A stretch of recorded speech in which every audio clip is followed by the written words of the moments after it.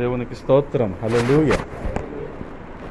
మన ప్రభువును ప్రియరక్షకుడైన యేసుక్రీస్తు శ్రేష్టమైన నామంలో నేటి స్తుతి కూడికకు హాజరైన మీ అందరికి కూడా నా హృదయపూర్వకమైన వందనాలు తెలియజేస్తా ఉన్నాను. ఈ రాత్రికాల సమయంలో లేఖనాల నుంచి ఒక మాటను ధ్యానం చేసుకుందాం. ఆదికాండము 28వ అధ్యాయము. ఆదికాండము 28వ అధ్యాయము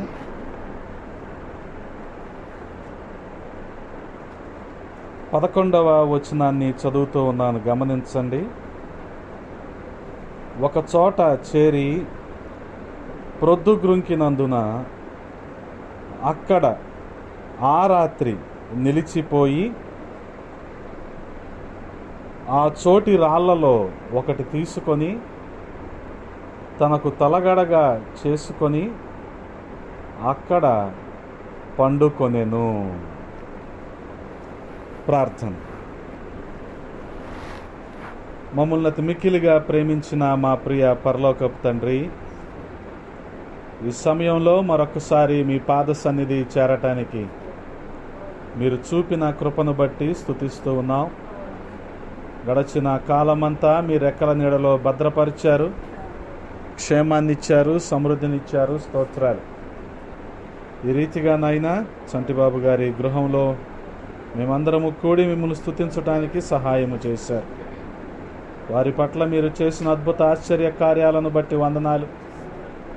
ప్రజా ఈ సమయంలో వాక్య ధ్యానము కొరకు మీరు ఏర్పాటు చేసిన వాక్య భాగాన్ని బట్టి స్తుతిస్తూ ఉన్నాం.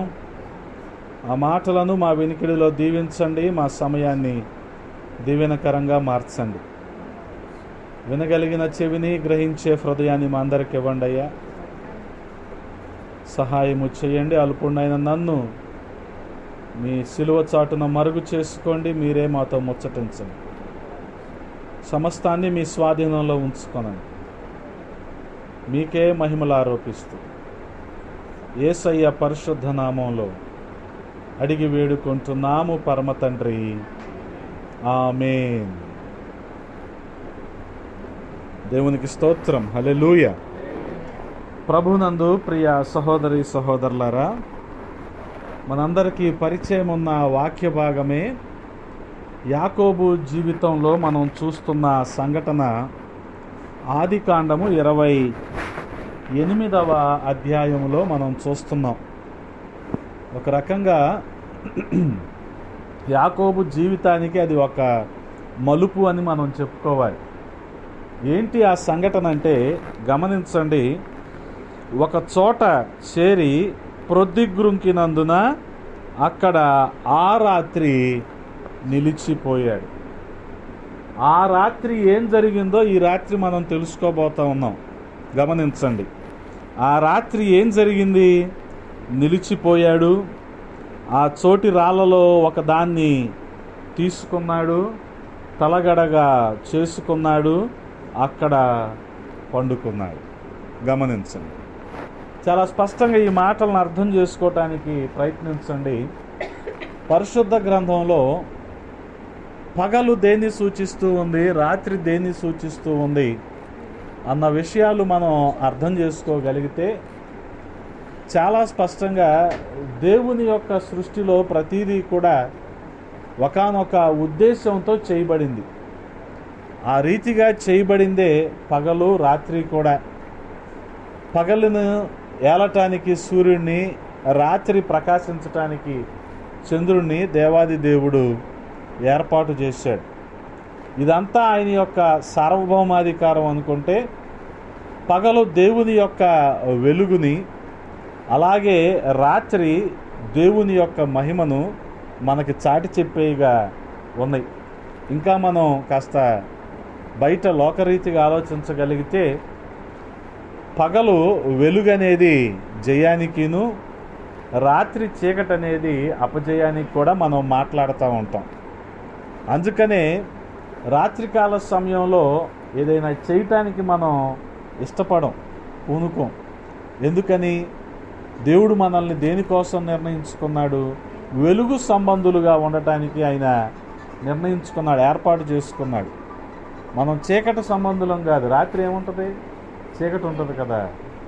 నువ్వు ఎంత వెలుతురు పెట్టినా, ఎన్ని లైటింగ్స్ పెట్టినా, ఎంత ఎలక్ట్రిసిటీ ఉన్నా కానీ ఒకసారి పైకి తలెత్తి చూస్తే మొత్తం చీకటే ఉంటుంది కదా.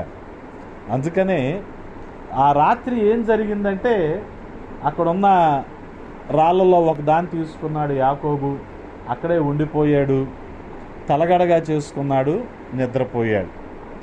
ఈ విషయాలన్నీ మనం అర్థం చేసుకోగలిగితే మరొకసారి దేవుని యొక్క సృష్టిని ఈ వచనాల్లో మనం చూస్తూ ఉండొచ్చు. నిలిచిపోయాడు, అక్కడే క్రమంగా విస్తరించడానికి ప్రయత్నించాడు, అక్కడే నిద్రపోయాడు లేదా పండుకున్నాడు, అంటే తన జీవితాన్ని కూడా ముగించాడు. ఈ విషయాలన్నీ ఆ రాత్రి జరిగినట్లుగా మనం చూస్తూ ఉన్నాం. కాబట్టి గమనించగలిగితే ఈ రాత్రికాల సమయంలో దేవుడు ఆ రాత్రి జరిగించిన కొన్ని సంఘటనలు, వాటి వల్ల మనం తెలుసుకోవలసిన కొన్ని విషయాలు, వీటి గురించి మనం ధ్యానం చేద్దాం. మొట్టమొదటిగా యెహోషువ గ్రంథము 2వ అధ్యాయము. యెహోషువ గ్రంథము 2వ అధ్యాయము 2వ వచనాన్ని చదువుతూ ఉన్నాను, గమనించండి. యెహోషువ 2:2. దేశమును వేగు చూచుటకు ఇశ్రాయేలీల యొద్ద నుండి మనుషులు రాత్రివేళ ఇక్కడికి వచ్చిరని యెరికో రాజునకు వర్తమానము వచ్చెను. గమనించండి, ఇది కూడా రాత్రికాల సమయమే. ఈ రాత్రికాల సమయంలో ఏం జరిగిందంటే, యెరికో రాజు దగ్గరికి ఒక సమాచారం వచ్చింది. అదేంటంటే, యెరికోను వేగులు చూడటానికి, లేతే యెరికో గురించి వాకాబు చేయటానికి, అంటే మన భాషలో చెప్పాలంటే ఎంక్వైరీ చేయటానికి కొంతమంది వేగులు వారు వచ్చారు. ఈ వేగులు వారు చేసే పని ఏంటి ఆలోచించండి. ఈ యెరికో ప్రాంతానికి వచ్చారు, యెరికోని చూస్తారు. అంటే యెరికో గురించిన అవగాహన వాళ్ళకి వస్తుంది. ఇప్పుడు తీసుకెళ్ళి ఎవరికి చెప్తారు ఈ సమాచారం అంతా? యెహోషువకి చెప్తారు. యెహోషువ ఎవరైనా? మోషే తర్వాత ఇశ్రాయేలీలకి దేవుడు ఏర్పాటు చేసిన నాయకుడు, యాజకుడు కాదు, నాయకుడు. అందుకనే ఇప్పుడు యెహోషువకి వెళ్ళి చెప్తారు. అంటే ఇప్పుడు ఈ వేగులు వారు ఎవరు? యెహోషువకి పనోళ్ళు. యెహోషువ దగ్గర ఎవరు? వీళ్ళు పనోళ్ళు. యెహోషువ అంటే యెహోవాయే నా రక్షణ. అంటే ఇప్పుడు వేగులు వారు ఎవరు? రక్షకుని కోసం పని చేసేవాళ్ళు కదా. ఇప్పుడు మీ ఇంటికి కూడా కొంత ఆలస్యంగా ఒక వేగులోడు వచ్చాడు కదా. వేగులోడు వచ్చేటానికి మీరు ఏం చేస్తున్నారు? పాటలు పాడుతున్నారు. వేగులవాడు వచ్చి ఏం చెప్తాడు మీకు? ఇప్పుడు వేగుల వారు వెళ్ళి ఏం చెప్తారు? యెహోషువకి ఏం చెప్తాడు అసలు వేగుల వారు కదా? ఆ వర్తమానమే చెప్తాడు. అంతకుమించి ఏం చెప్తాడు? ఈ వేగుల వాడే. అదే అన్నమాట. ఆదివారం ఏమో తెల్లబట్టలో కనిపించాడు, ఈరోజు కనపట్టలేదు ఏంటి, అందుకని వేగులవాడు అనుకోవట్లేదేమో. వేగుల వారు చేసే పని అది. అందుకనే గమనించగలిగితే వర్తమానికులు వేగులు వారంటే సమాచారాన్ని అందించేవాళ్ళు, వర్తమానం చేరవేసేవాళ్ళు. ఎవరి యొక్క వర్తమానం? దేవుని యొక్క వర్తమానం, రక్షణ గురించిన సమాచారం తెలియజేసేవాళ్ళు. గమనించగలిగితే ఇక్కడ ఈ 2వ అధ్యాయం అంతా రాహాబు రక్షణ గురించి మనం తెలుసుకుంటూ ఉంటాం. ఇంతకా రాత్రి ఏం జరిగిందంటే, రాహాబు రక్షించబడిన రాత్రి అది. రాహాబు ఒక తీర్మానం చేసుకొని, రాహాబు వచ్చిన వేగులు వారితో ప్రమాణం చేయించుకొని తనతో పాటు తన కుటుంబాన్ని రక్షించుకున్న రాత్రిది ఈ రాత్రి. ఆ రాత్రి ఏమో అది యాకోబు దేవుని కొరకు తనను తాను సమర్పించుకున్న రాత్రి. అయితే ఈ రాత్రి రాహాబు తన కుటుంబాన్ని రక్షించుకున్న రాత్రి. గమనించండి, రాహాబు అంటే అర్థం ఏంటంటే విశాలమైన లేదా విధ్వంసకరమైన అని అర్థం. ఎలా చెప్పగలమండి అంటే ఆ రెండు విధానాలు ఆమె జీవితంలో మనకి కనిపిస్తూ ఉంటాయి. ఆమె వృత్తిరీత్యా ఎవరామా కాబట్టి ఆమెకి ఇరుకు జీవితం నచ్చదు, విశాలంగా ఉండాలి కదా. చాలామందికి కట్టడిలో ఉండటం నచ్చదు, విచ్చలవిడిగా ఉంటే నచ్చుద్ది. అందుకనే విశాలకరమైన మార్గాన్ని ఎంచుకుంది. ఆ ఉండే ప్రాంతం కూడా విశాలకరమైంది. ఎంతంటే మన బందర్ రోడ్డు ఎంత ఉంటుంది అంత ఉంటుంది ఎరుకో కూడా. అటు వెళ్ళేవి అటు వెళ్తాయి, ఇటు వచ్చే ఇటు వస్తాయి వాహనాలు. అక్కడ కూడా ఎరుకో గోడ మీద అటు వెళ్ళే రథం అటు వెళ్తుంది, ఇటు వచ్చే రథం ఇటు వస్తుంది. ఇంకెంత విశాలకరమైందంటే అక్కడున్న రాజుని సైతం ఎంతో కొంత ప్రభావితం చేసి కోట గోడ మీద ఇల్లు కట్టుకోగలిగింది. కోట గోడ మీద ఇల్లు కట్టుకోగలిగింది. మనం మెయిన్ రోడ్డు మీద బండి పెడితేనే నో పార్కింగో లేకపోతే ఏదో ఒక కారణాలు చెప్పి బండిని చేస్తారు. లేదు మనం తోపుడు బండి పెట్టి ఏదో వ్యాపారం చేసుకుంటున్నాం, చురువు వ్యాపారం ఏదో ఉంచుతారా? ఉంచరు. ఒకవేళ ఉంచారు అంటే మనకేముండాలి? మనకు ఒక పలుకుబడి, ఇన్ఫ్లుయెన్స్ ఉండాలి మనకి. అంటే మనకెవరో స్థానికులు ఎవరో తెలుసు ఉండాలి, లేకపోతే అక్కడున్న నాయకులు ఉంటారుగా, రాజకీయ నాయకులు, వాళ్ళు తెలుసు ఉండాలి. ఏమో కూడా తెలుసు కాబట్టే కోటగోడ మీద ఆమె ఇల్లు ఇంకా అలాగే ఉంది. ఎవరైనా రోడ్డు మీద ఇల్లు కట్టుకుంటే నెక్స్ట్ రోజు ఏం చేస్తారు? రోడ్డు మీద అవసరంలా, రోడ్డు ఒక అడుగు ముందుకు కట్టుకుంటే చాలు, ఇంకా తెల్లారే మున్సిపాలిటీ వాళ్ళు వచ్చి కొట్టేస్తారు కదా, పగలు కొట్టేస్తారు ఇంకొంచరదాన్ని.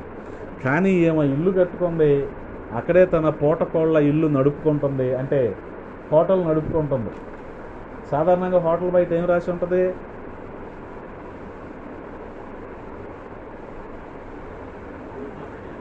మీల్స్ రెడీ అని రాసి ఉంటుంది. కానీ ఈ రాహాబ్ ఇంటి బయట ఏం రాసి ఉంటుందో తెలుసా? మీల్స్ రెడీ, గర్ల్స్ రెడీ అని రాసి ఉంటుంది. అంటే అక్కడ భోజనం దొరుకుద్ది, వ్యభిచారం కూడా జరుగుద్ది అక్కడ. అటువంటి ఇల్లు అన్నమాట. మరి అటువంటి ప్రాంతానికి వేగులు వారు ఎందుకు వచ్చారు? భోజనం కోసం వచ్చారు. విషయాలన్నీ కనుక్కోవటానికి, వేగులు చూడటానికి, అక్కడున్న సమాచారాన్ని అంతా తెలుసుకోవటానికి వచ్చారు. మొత్తానికి ఇటువంటి విశాలకరమైన లేకపోతే తన వెచ్చలవిడి జీవితాన్ని గడిపేస్తూ ఉంది.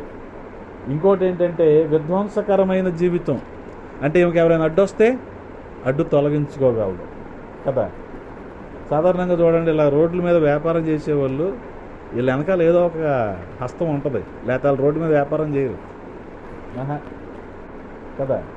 ఇప్పుడు నిర్మలా కాన్వెంట్ పక్కన సిద్ధార్థ కాలేజ్ చుట్టూరు ఈ ఫ్రూట్స్ అమ్ముకునే వాళ్ళు ఉంటారా? వీళ్ళ వెనకాల ఎవరుంటారు?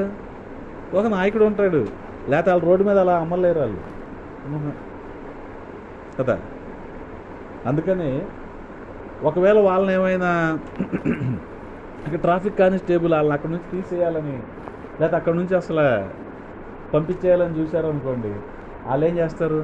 ఆ నాయకుడి దగ్గరికి వెళ్తారు. వీలైతే కానిస్టేబుల్ని ఏదో ఒకటి కూడా చేస్తారు కూడా, అవసరం ఇది. దానికి కూడా సిద్ధమే వాళ్ళు కదా, సిద్ధం దానికే. అందుకనే విధ్వంసకరమైన జీవితం అన్నమాట ఉంది. అటువంటి స్త్రీ ఏం చేసింది ఆ రాత్రి అంటే వేగులు వారికి ఆశ్రయం ఇచ్చింది. అలాగే తన ఒక రక్షణ తీర్మానం చేసుకుంది. ఎలాగా? సాధారణంగా మనం అనుకుంటాం కదా, తింటే ఖచ్చితంగా ఏమవ్వాలి? ఆకలి తీరాలి. మంచినీళ్ళు తాగితే ఏమవ్వాలి? ఖచ్చితంగా దాహం తీరాలి. అలాగే వాక్యం వింటే ఖచ్చితంగా ఏం జరగాలి? విశ్వాసం పెరగాలి. నిద్ర రావటం కాదు, వాక్యం వింటే ఖచ్చితంగా ఏం జరగాలి? విశ్వాసం పెరగాలి. ఖచ్చితంగా విశ్వాసం పెరగాలి. ఇప్పుడు దేవుని గురించిన మాటలు వింది రాహాబు, ఆమెలో ఒక విశ్వాసం వచ్చింది.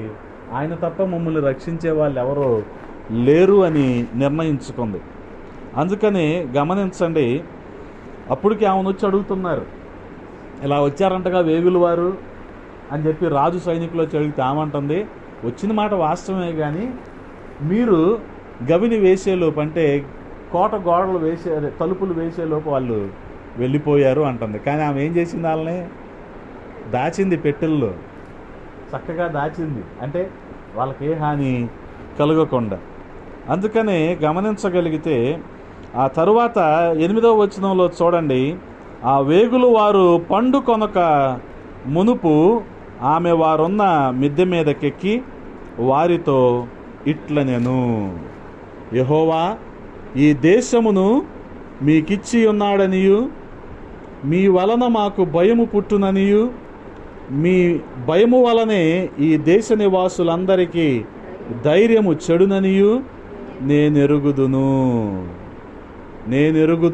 9వ వచనంలో మీరు ఐగుప్తు దేశంలోకి వచ్చినప్పుడు మీ ఎదుట యెహోవా ఎర్ర సముద్రపు నీరును ఎలాగూ ఆరిపోజేసెనో, యోర్దాను తీరమునున్న అమోరీల ఇద్దరు రాజులైన సీహోనును ఓగును మీరేమి చేసితిరో, అనగా మీరు వారిని ఎలాగ నిర్మూలము చేసితిరో ఆ సంగతి మేము వింటిమి. 9లో ఏమంటుంది? నేనెరుగుదును అంటుంది. అంటే దేవుడు ఖచ్చితంగా మీకు ఐగుప్తును, ఈ ఎరుకో కోటగోడను, ఐగుప్తును ఎలాగిచ్చాడో ఎరుకో కోటగోడను కూడా మీకు అలాగే అప్పచెప్తాడు, ఎరుకో పట్టణాన్ని కూడా అని నాకు తెలుసు. ఎలా తెలుసు అంటే, అంతకు మునుపు మీరు ఎర్ర సముద్రాన్ని మీ దేవుడు పాయలు చేశాడుగా, ఆ సంగతి నేను విన్నాను. నేను ఎరుగుదును, నేను విన్నాను. వింటే ఏం రావాలి? ఇప్పుడు విశ్వాసం కలగాలి. ఈమెకు విశ్వాసం కలిగింది. ఏం వింది? దేవుని గొప్ప కార్యాలు వింది. ఈమెకి విశ్వాసం కలిగింది. ఏంటంటే ఖచ్చితంగా ఇశ్రాయేలీయులకి విజయం వస్తుంది. అందుకనే ఆ తర్వాత వచ్చిన వాళ్ళు ఒక తీర్మానం చేసుకుంటుంది. ఏమంటుంది? మేము వినినప్పుడు మా గుండెలు కరిగిపోయెను. మీ దేవుడైన యెహోవా పైన ఆకాశమందును క్రింద భూమి అందును దేవుడే. మీ ఎదుట ఎట్టి మనుషునికైనను ధైర్యం ఏమాత్రము ఉండదు. కాబట్టి నేను మీకు ఇంత సాయం చేశాను, మిమ్మల్ని దాచిపెట్టాను, ఎరుకో రాజు చేతులకు వెళ్ళిపోకుండా మిమ్మల్ని నేను దాచిపెట్టాను. కాబట్టి మీరు కూడా నా తండ్రి ఇంటికి మీరు ఉపకారము చేయాలి. అందుకనే నా తండ్రియు, నా తల్లియు, నా అన్నదమ్ములను, నా అక్క చెల్లెండ్రును, వారికి కలిగిన వారందరూ చావకుండా బ్రతుకనిచ్చి రక్షించున్నట్లు దయచేసి యెహోవా తోడని ప్రమాణము చేయుడనెను. తన విశ్వాసాన్ని బట్టి ఏం చేస్తుంది? ఇప్పుడు ఒక రక్షణ తీర్మానం చేసుకుంటుంది. తను తన కుటుంబం అంతా కూడా రక్షించబడాలని కోరుకుంటుంది. గమనించండి. అందుకని ఆ రాత్రి 2వ అధ్యాయం యెహోషువ గ్రంథంలో ఉన్న రాత్రి ఏంటంటే రాహాబు రక్షించబడిన రాత్రి. రాహాబు తన కుటుంబాన్ని రక్షించుకున్న రాత్రి. గమనించండి. అందుకనే చూడగలిగితే ఎంత గొప్ప విశ్వాసం ఆమెకు ఉండాలి కదా. సాధారణంగా విన్నామంటే మనకు విశ్వాసం ఉండాల్సిందే. ఈరోజు మనకు విశ్వాసం ఉండట్లేదంటే మనం సరిగ్గా వింటలేదని అర్థం. బహుశా విందంట ఎలాగిది ఉంటుంది? సాధారణంగా ఇలాంటి హోటల్ నడిపే వాళ్ళు క్యాష్ కౌంటర్ వదిలేసి వెళ్తారా? వెళ్ళరు కదా. గల్లాపెట్టి మీద కూర్చొని ఉంది. దేవుడు ఎటువంటి అద్భుతాలు చేశాడో ఆ గల్లాపెట్టి మీద కూర్చొని ఉందన్నమాట. ఎంతగా అయిందంటే విశ్వాసం కలిగే అంతగా. ఎంతగా విశ్వసించిందంటే తన కుటుంబాన్ని రక్షించుకునే అంతగా. కాబట్టి గమనించగలిగితే ఇదే రీతిగా చెరసాల నాయకుడు కూడా అపోస్తుల కార్యములు 16వ అధ్యాయములో మనం చూడగలిగితే చెరసాల నాయకుడు కూడా తన కుటుంబాన్ని రక్షించుకున్నాడు. రాహాబ్ ఎలాగైతే రక్షించుకుందో తన కుటుంబాన్ని చెరసాల నాయకుడు కూడా రక్షించుకున్నాడు. అపోస్తుల కార్యములు 16వ అధ్యాయము 31వ వచనాన్ని చదువుతారా? అందుకు వారు ఏమంటున్నారు? ప్రభు అయిన యేసునందు విశ్వాసముంచుము, అప్పుడు నీవును నీ ఇంటివారును రక్షణ పొందుదురు. హల్లెలూయా. గమనించండి. ఎప్పుడైతే దేవుని యందు విశ్వాసం ఉంచుతామో ఎవరు రక్షించబడతారు? మనము, మన ఇంటి వారం. ఇది చాలా ప్రాముఖ్యమైనది. మనం భక్తి చేయటం మాత్రమే కాదు, కుటుంబం అంతా భక్తిలో ఉండటం చాలా ఆశీర్వాదకరమైన సంగతి. కుటుంబం రక్షించబడటం అనేది చాలా ప్రాముఖ్యమైన సంగతి. అందుకనే ఆ రాత్రి ఏది చెరసాల బద్దలైన రాత్రి చెరసాల నాయకుడు చేసిన తీర్మానం ఏంటంటే దేవుని యందు విశ్వాసం ఉంచాడు, తన కుటుంబం అంతా కూడా రక్షించబడింది. కాబట్టి ఆ రాత్రి ఏం జరిగింది? రాహాబు మారిన రాత్రి, లేదా రాహాబు రక్షించబడిన రాత్రి. మరొక రాత్రిని మీకు నేను జ్ఞాపకం చేస్తున్నాను. దానియేలు గ్రంథము 5వ అధ్యాయము 30వ వచనము. దానియేలు గ్రంథము 5వ అధ్యాయము 30వ వచనము. ఆ రాత్రి అందే కల్దీల రాజగు బెల్షజరు హతుడాయను. ఇదేం రాత్రి? రాజు మరణించిన రాత్రి. అదేమో రాహాబు రక్షించబడిన రాత్రి, ఇదేమో రాజు మరణించిన రాత్రి. సాధారణంగా బెల్షజరు మరణించటానికి కలిగిన కారణం ఏంటంటే దేవుణ్ణి తృణీకరించటం. గర్వముతో దేవుడు ఎవరనే పరిస్థితిలోనికి వెళ్ళిపోయాడు. వాస్తవానికి బబులోను సామ్రాజ్యము మరి వాళ్ళందరూ కూడా ఇశ్రాయేలుని చెరగొని, లేదా యూదుల్ని చెరపట్టుకొని ఈ ఇశ్రాయేలు ప్రాంతాలన్నీ కూడా పరిపాలించడం మొదలుపెట్టారు. నెబుకద్నెజర్ తర్వాత వచ్చిన క్రమంలో చాలామంది రాజులు. ఇక ఆఖరి రాజు ఎవరంటే ఈ బెల్షజర్. ఈ రాజు తర్వాత ఎవరు వచ్చారంటే మాదీయ పారసీక సామ్రాజ్యం వచ్చింది. అది అంటే ఈ బబులోను సామ్రాజ్యానికి ఆఖరి రాజు. ఇతని దుష్టత్వం ఎంతగా పెరిగిపోయిందంటే దేవాలయం ఉపకరణాల్లో మత్తు పానీయాలు పోసుకొని తాగటం ప్రారంభించాడు. అంటే ఏంటి? దేవుణ్ణి ఏం చేశాడు? ఇప్పుడు తృణీకరించాడు కదా. దేవుని తృణీకరించాడు. ఎన్నిసార్లు దానియేలు చేత హెచ్చరించబడినా సరే ఏమాత్రం దేవునికి లోబడలేదు. ఆఖరికి ఏం జరిగిందంటే దేవుని ఉగ్రత ఇతని మీదకి ఎలాగొచ్చిందంటే దేవుని చెయ్యి వచ్చి గోడ మీద రాయటం మొదలుపెట్టింది. ఏమని? మెనే మెనే టెకెల్ ఉఫారసిన్. తాచులో తూచినప్పుడు నువ్వు తక్కువగా ఉన్నావు, తేలిపోయావు నువ్వు. దేవుని ప్రామాణికాలు ఒకవైపు, నువ్వు ఒకవైపు ఉన్నప్పుడు నువ్వేమైపోయావు? తక్కువైపోయావు, తేలిపోయావు.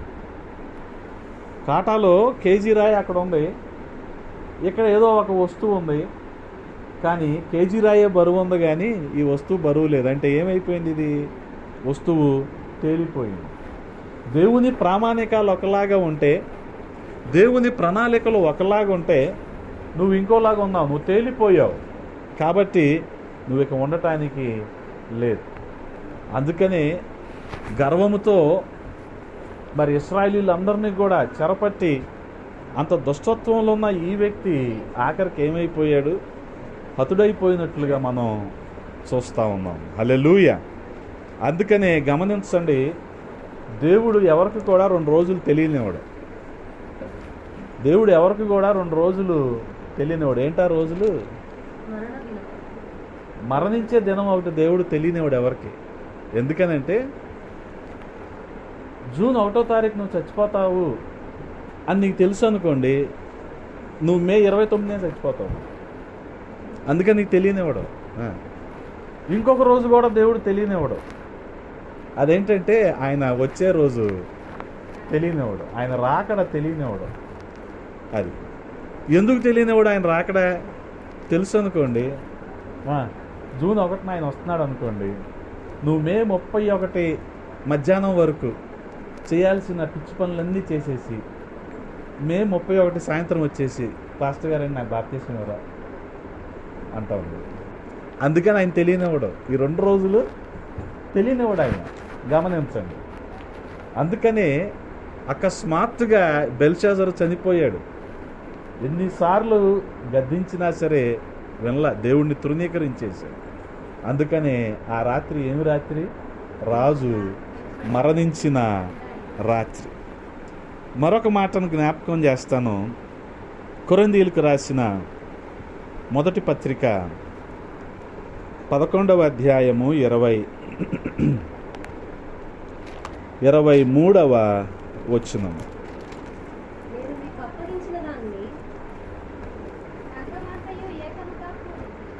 కాదమ్మా, 11 కొరింథీయులకు రాసిన మొదటి పత్రిక 11వ అధ్యాయము 23.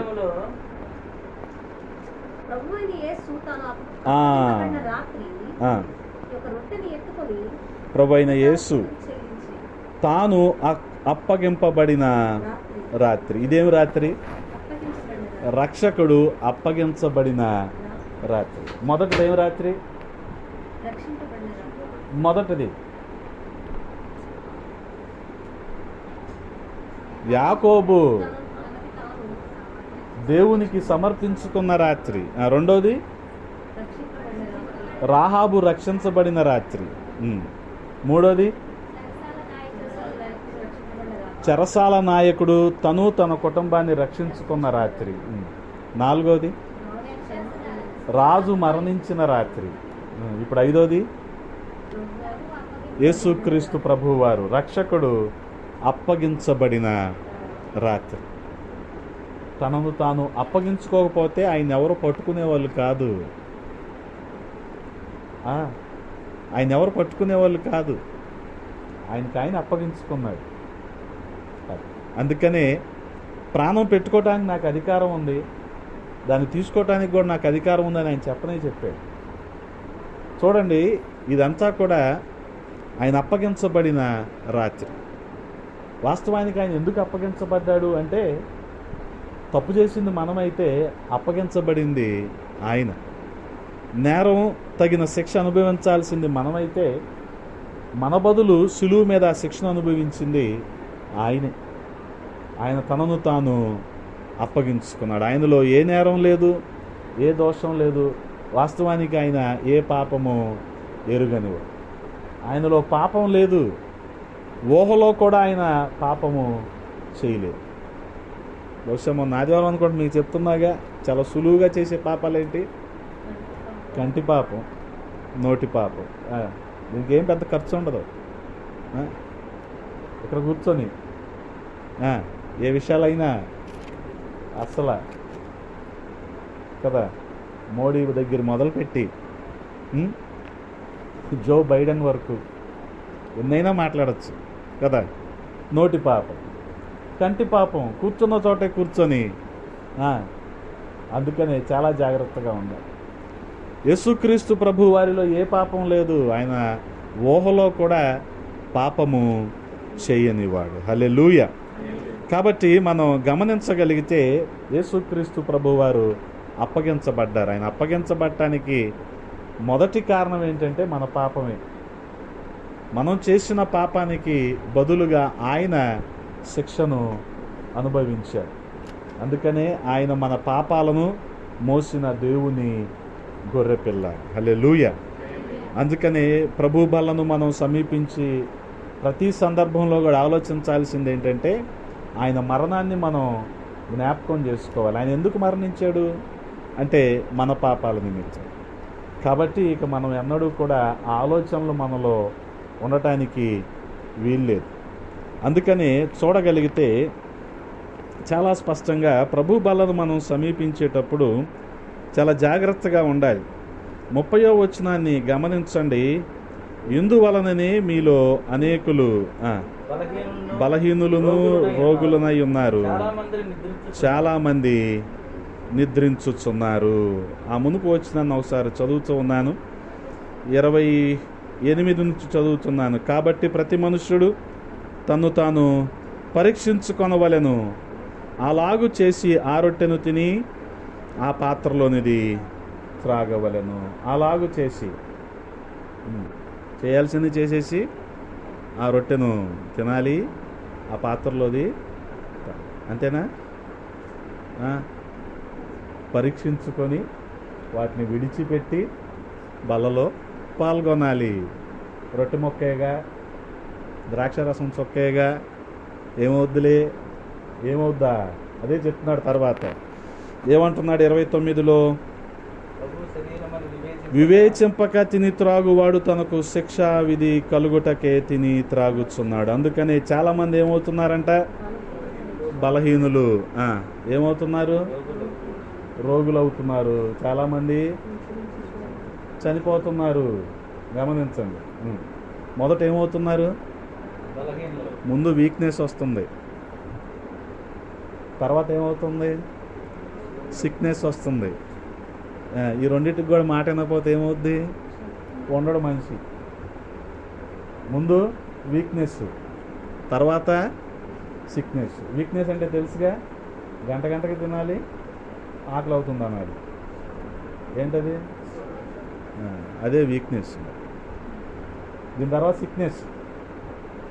ఏది? ఆ వీక్నెస్లో కూడా నిన్ను సరి చేసుకోకుండా బలలో పాల్గొన్నావు అనుకో, ఏమొస్తుంది తర్వాత?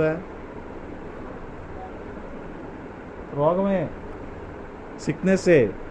దానికి కూడా మాట వినకపోతే అది. ఇలా చెప్పకూడదండి. నువ్వేం చేసినా దీవించబడతావని చెప్పాలండి. అలా చెప్పరండి. అలా చెప్తే నేను విజయవాడలో ఉండేవాడిని అండి, పల్లెటూరులోకి వెళ్ళిపోవాడిని కాదండి. నేను కూడా తెల్ల కాలేజ్ ఆడిటోరియంలోనే ఉండేవాడిని.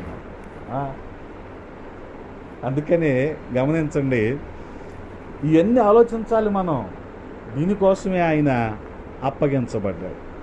మన స్థానంలో ఆయన నిలబడి శిక్షను భరించాడు. అందుకని ఈ రాత్రి ఏం రాత్రి? రక్షకుడు అప్పగించబడిన రాత్రి, తనను తాను అప్పగించుకున్న రాత్రి ఇది. అదే రీతిగా మరొక విషయాన్ని కూడా నేను జ్ఞాపకం చేస్తాను. లూకాసు సువార్త 12వ అధ్యాయము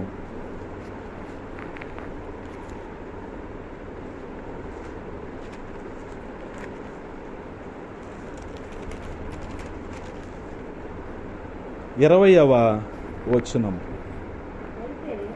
12:20. అయితే దేవుడు వెర్రివాడా, ఈ రాత్రి నీ ప్రాణం నడుపుచున్నాడు,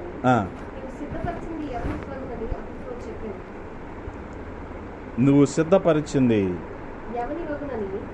అతనితో చెప్పెను. ఆ రాత్రి ఏం జరిగింది?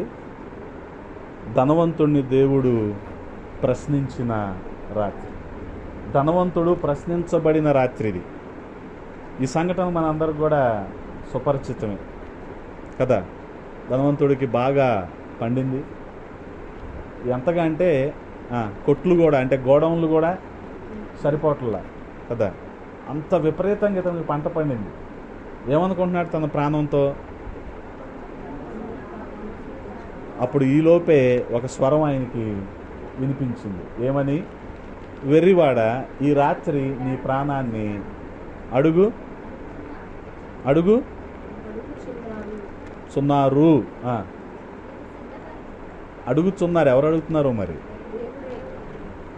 ఎవరు అడుగుతున్నారో? ఆయన అయితే నేను అడుగుచున్నాను అంటాడుగా, అడుగుచున్నారు అంటున్నాడు. చాలా స్పష్టంగా మాటలు గమనించండి. అందుకనే ఇతనేమంటున్నాడు? ఇతనేమో నా గుడింతం పాడుతున్నాడు. నా కొట్లు, నా పొలము, నా ప్రాణము. ఈలోపు సర్లే బాబు నీ గుడింతం చాలే కానీ అని దేవుడు నీ గుడింతం అందుకున్నాడు. ఏమని? నీ ప్రాణం అంటున్నాడు. అది ఆయన ప్రాణమా? దేవుడు పెట్టిన ప్రాణం అది కదా. వాళ్ళ బాబు సొమ్ము కాదు కదా అది. అందుకనే దేవుడు అడుగుతున్నాడు. వాస్తవానికి చాలా సందర్భంలో ఇప్పుడు మనం చదివిన రాహాబు కానీ, యాకోబు కానీ, బెల్షాజర్ కానీ, వీళ్ళల్లో మనం గ్రహించే విషయం ఏంటంటే వీళ్ళందరూ కూడా నా ఇష్టం అనే జీవితంలో ఉండిపోయారు, వీళ్ళు అనే పరిస్థితుల్లో ఉండిపోయారు. అందుకనే ఏ వ్యక్తి అయితే నా ఇష్టం అంటూ ఉంటాడో ఖచ్చితంగా వాళ్ళ జీవితంలో చాలా కష్టాలు అనుభవించాలి. చాలా కష్టపడే పరిస్థితిలోకి వాళ్ళు వెళ్ళిపోతారు కదా. అందుకనే నా ఇష్టం కంటే ప్రభువా నీ చిత్తం అనే స్థాయిలో మనం ఉండాలి. కానీ ఈరోజు నా ధనవంతుడిలాగానే ఉంటున్నారు మనుషులందరూ కదా. వాస్తవానికి ఇది దేవుడు అనుగ్రహించింది అని గ్రహించకుండా, ఇది దేవుడిచ్చింది అని గ్రహించకుండా కదా, మనిషి ఏమనుకుంటాడు, 4 రూపాయలు సంపాదించేపాటికి ఇదంతా నా రెక్కల కష్టార్జితం అనుకుంటా ఉంటాడు. వాస్తవానికి ఆయన ఇవ్వకపోతే ఏం వస్తాయా? ఏదీ రాదు. ఆరోగ్యం, ఐశ్వర్యం ఏదీ రాదు ఆయన ఇవ్వకపోతే. అందుకని ఆయన ఏం చేశాడో తెలుసా, వీటన్నిటిని తీసుకోపో అని దానంగా పడేశాడు. లేకపోతే ఏది ధనవంతుడికి కూడా అలాగే పడేశాడు. అందుకనే ధనవంతుడు కొట్లు కట్టించి వాటన్నిటిని కూడా దాచుకొని అనేక సంవత్సరాలకు సరిపడా ఉంది. నేను చెప్పే కదా, మన దగ్గర కూడా ఎంత ఫుడ్ రిసోర్సెస్ ఉన్నాయంటే భారతదేశంలో ఇంకా 10 సంవత్సరాల వరకు కరువు రానంత ఆహార భద్రత ఉంది భారతదేశానికి. ఇదంతా ఇప్పుడు అక్కడ లేవు, అవి లేవు, ఈ లేవు అంటానికి లేదు. ఒకవేళ అలా ఎవరైనా అన్నారంటే అదంతా కృత్రిమ కొరతే. అందుకని గోధుమలు కానీ బియ్యం కానీ ఇంకా 10 ఏళ్ళ వరకు మనం పండించకపోయినా తినేంత ఆహారం భారతదేశంలో ఉంది. కానీ ఏంటంటే మన వాళ్ళు మొన్న 4 రోజులు కూర్చుని వాన గురించి ఇప్పుడు బియ్యం రేట్లు పెంచుతారు. దానికి దీనికి ఏం సంబంధం ఉండదు. ఇదంతా వ్యాపారం అన్నమాట. అవన్నీ జరుగుతున్నాయి కాబట్టే, అంటే అంత ఆహార భద్రత ఉంది కాబట్టే మన ₹1 కూడా ఇవ్వగలుగుతున్నాడు. ₹2 ఇస్తాడు. అసలు ఊరికి ఇవ్వమన్నా ఇస్తాడు రేపు పొద్దున్న కదా. ఈ ధనవంతుడు అదే పరిస్థితిలో ఉన్నాడు. అంత మిగులు ఉంది ఇతని దగ్గర. కానీ గమనించగలిగితే దేవుని మీద విశ్వాసం లేదుగా. అందుకనే ఏమంటున్నాడు, తన ప్రాణంతో మాట్లాడుకుంటున్నాడు. అప్పుడు దేవుడు అడిగాడు, వెర్రివాడా, ఈ రాత్రి నీ ప్రాణమును అడుగుచున్నారు. గమనించండి, ఇతను పండించిన పంటలకు కానీ ఇతనుకున్న సమృద్ధికి కానీ జనాలందరూ ఇతన్ని అబ్బా దొర, అబ్బా భూస్వామి అనే ఉంటారు. లేకపోతే రైతు మిత్ర, రైతు రత్న, కృషివలుడు, లేకపోతే గ్రోమోర్ రైతు, ఇలాంటి బిరుదులు బహుశా ఇచ్చే ఉంటారు. లేకపోతే మిస్టర్ కానూరు లాంటివి ఇచ్చే ఉంటారు ఇతనికి. ఇవన్నీ లోకంలో ఇచ్చేయే. కానీ అల్టిమేట్గా ఆఖరిగా పరలోకం నుంచి వచ్చి ఒక పిలుపు ఉంది. అదేంటిది? అది వెర్రివాడ. ఇక్కడ చాలా పిలిచారు.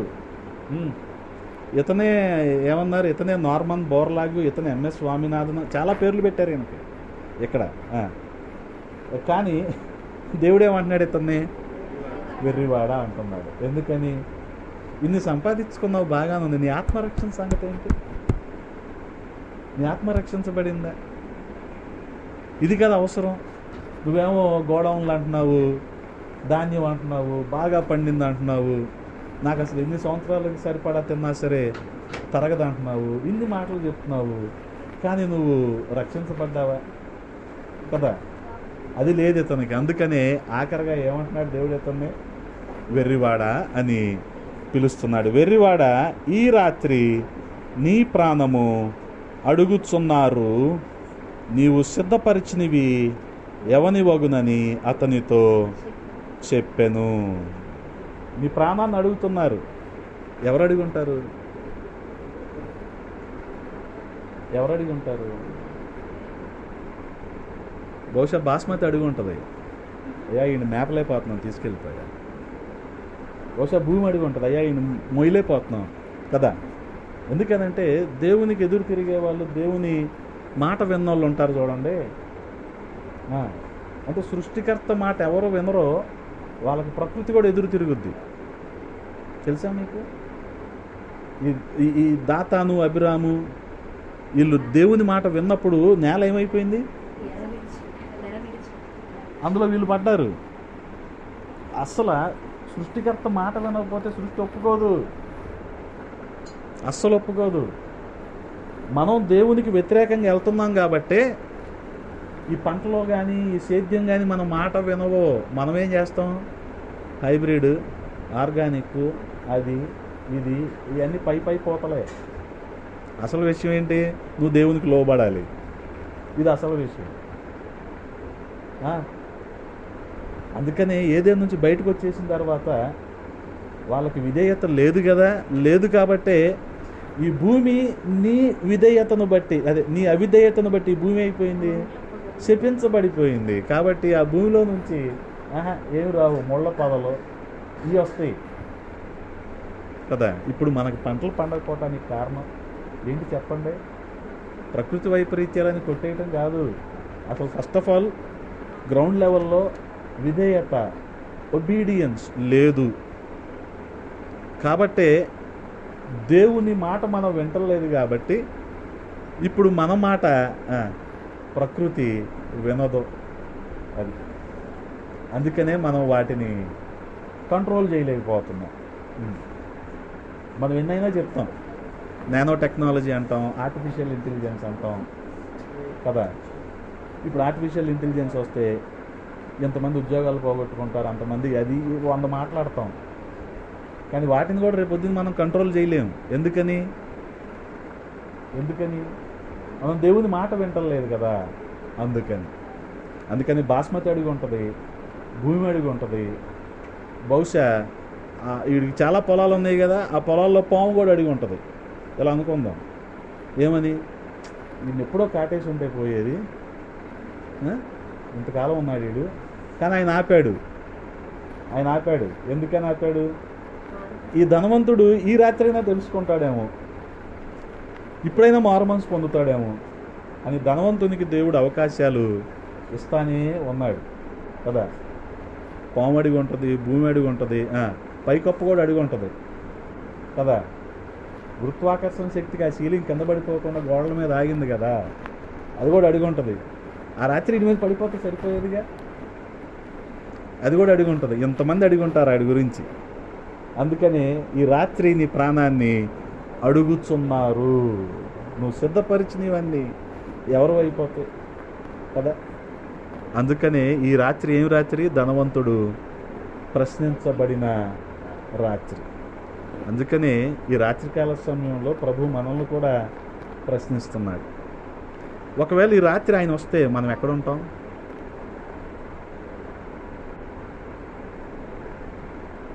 ఈ రాత్రి ఆయన వస్తే మనం ఎక్కడ ఉంటాం? ఒకవేళ ఈ రాత్రి మనం చనిపోతే ఎక్కడికి వెళ్తాం? అందుకనే గమనించండి, ఆ రక్షణ నిశ్చయత కోసమే ప్రభు ఆ రాత్రికాల సమయంలో ఏం జరిగిందో ఈ రాత్రి మన ముందుంచాడు. అన్నీ ఉన్నాయి ధనవంతుడికి, కానీ ఏం లేదు, రక్షణ నిశ్చయత అనేది లేదు. అందుకనే ఇహలోకంలో సంపదలు, ఐశ్వర్యము, ధన సమృద్ధి వీటన్నిటికంటే ఏం ప్రాముఖ్యమైందంటే మన ఆత్మరక్షణ అనేది చాలా ప్రాముఖ్యమైనది. రాహాబు తన కుటుంబాన్ని ఎలా రక్షించుకుందో, చెరసాల నాయకుడు తన కుటుంబాన్ని ఎలా రక్షించుకున్నాడో, ఈ విషయాలన్నీ దేవుడు మనకు జ్ఞాపకం చేస్తున్నాడు ఈ రాత్రికాల సమయంలో. కాబట్టి గమనించగలిగితే ఇంకా ప్రభువులో ముందుకు ఎదగాలని, ఇంకా ఆత్మీయతలో మనం ఎదగాలని, ఇంకా రక్షించబడని కుటుంబ సభ్యులు, బంధుమిత్రులు కూడా రక్షించబడాలని దేవుడు మనకి ఆయుష్ను పొడిగిస్తూ ఉన్నాడు. దేవుడు మనకి ఇంకా అవకాశాలు ఇస్తూ ఉన్నాడు. అందుకనే ఆ విషయాలన్నిటిని మనం జ్ఞాపకం చేసుకుంటూ ఉండాలి. లేదనుకోండి మనం కూడా ధనవంతుడిలాగానే విర్రవీగుతూ ఉంటాం. ఒకానొక రోజు మనకు కూడా టెలిగ్రామ్ వస్తుంది, మనకు కూడా వస్తుంది. అందుకని చాలా జాగ్రత్తగా ఉండాలి. మనం రక్షించబడాలి, కుటుంబాన్ని రక్షణలోనికి నడిపించుకోవాలి. కాబట్టి అటువంటి కృప దేవాది దేవుడు మనందరికీ దయచేయునుగాక. ఆమేన్. తలలు వంచండి, ప్రార్థన చేసుకుందాం. పరిశుద్ధుడా, ప్రేమ కలిగిన తండ్రి, ఈ రాత్రికాల సమయంలో కొద్ది మాటలు ధ్యానించడానికి కృపనిచ్చారు. స్తోత్రాలు రాజా. ఆ రాత్రి జరిగిన సంగతులు ఈ రాత్రి మేము హెచ్చరించబడటానికి నాయన మీరు లేఖన రీతిగా మా ముందుంచారు. మేమందరము కూడా సిద్ధపాటును కలిగి మిమ్మల్ని ఎదుర్కొనే భాగ్యాన్ని దయచేయండి. కూడిన ప్రతి ఒక్కరిని నాయన మీ హస్తాలకు అప్పచెప్తూ ఉన్నాం. దీవించి ఆశీర్వదించండి. నీ నామానికే మహిమలు ఆరోపిస్తూ యేసయ్య పరిశుద్ధ నామంలో అడిగి వేడుకుంటున్నాము పరమ తండ్రి. ఆమేన్.